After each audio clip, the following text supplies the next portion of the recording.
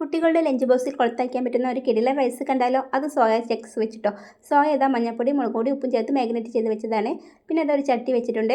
അതിലേക്ക് ഓയിൽ ചേർത്ത് കൊടുത്തിട്ടോ. ഓയിൽ ചൂടായി വരുമ്പോൾ നമുക്ക് സോയ ഒന്ന് ഫ്രൈ ചെയ്തെടുക്കാം. അപ്പോൾ അതാ നമ്മുടെ സോയ ഫ്രൈ ചെയ്തെടുത്തിട്ടുണ്ട്. ഇനി നമുക്ക് മസാല ഒന്ന് ഉണ്ടാക്കിയെടുക്കാം. അതിനിതാ ഒരു ഉരുളി വെച്ചിട്ടുണ്ട്. ഉരുളി ചൂടായി വരുമ്പോൾ സൺഫ്ലവർ ഓയിൽ ഒഴിച്ച് കൊടുക്കാം കേട്ടോ. കുറച്ച് നെയ്യും കൂടി ചേർത്തിട്ടുണ്ട്.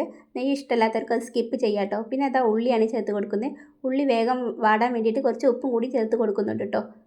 വാടി വരുമ്പോൾ തക്കാളിയും ഒരു തണ്ട് കറിവേപ്പിലയും പച്ചമുളകും ചേർത്തിട്ട് നന്നായിട്ടൊന്ന് വാട്ടിയെടുക്കാം കേട്ടോ. തക്കാളി വാടി വരുമ്പോൾ വെളുത്തുള്ളി ഇഞ്ചി പേസ്റ്റ് ചേർത്ത് കൊടുക്കാം കേട്ടോ. അതിൻ്റെ പച്ചമണം ഒന്ന് മാറി വരുമ്പോൾ പൊടികളൊക്കെ ഒന്ന് ചേർത്ത് കൊടുക്കാം.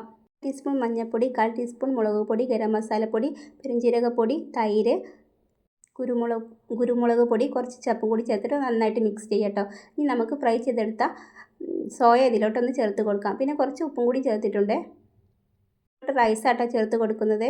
റൈസ് ഇത് ഓൾറെഡി വേവിച്ച് വെച്ചതാട്ടോ. ഈ റൈസിൽ ക്യാരറ്റ്, പട്ട, ഗ്രാമ്പു, ഏലക്ക ചേർത്ത് വേവിച്ചെടുത്തതാണ്. ഇനി നമുക്ക് ഇതിലോട്ട് നന്നായിട്ടൊന്ന് മിക്സ് ചെയ്തെടുക്കാം കേട്ടോ. നന്നായിട്ട് മിക്സ് ചെയ്തിട്ടുണ്ടെങ്കിൽ 2 മിനിറ്റ് ഒന്ന് നമുക്ക് മൂടി വെച്ച് വേവിക്കാം കേട്ടോ. ഇനി കുറച്ച് ചപ്പും കൂടി ചേർത്തിട്ട് നന്നായിട്ട് മിക്സ് ചെയ്യാം. അപ്പോൾ അതാ നമ്മുടെ റൈസ് റെഡി ആയിട്ടുണ്ട്. അപ്പോൾ എല്ലാവരും മസ്റ്റായിട്ട് ഒന്ന് ഉണ്ടാക്കി നോക്കിയിട്ട് ഫീഡ്ബാക്കൊക്കെ ഒന്ന് അറിയിക്കണേ. വീഡിയോ ഇഷ്ടമായ സപ്പോർട്ട് ചെയ്യാൻ മറക്കല്ലേ. താങ്ക്